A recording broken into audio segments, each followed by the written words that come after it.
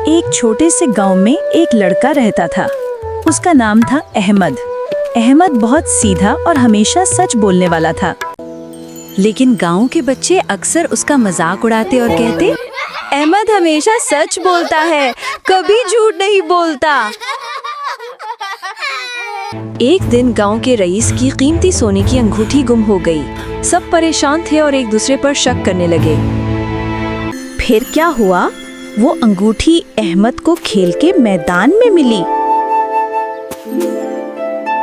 वो चाहता तो अंगूठी छुपा सकता था या बेच सकता था, मगर अहमद के दिल में कुछ और ही था।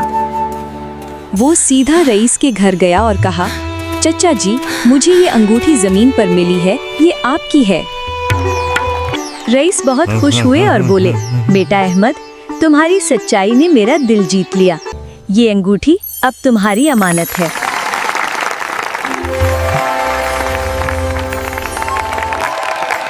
गांव के सब लोग अहमद की तारीफ करने लगे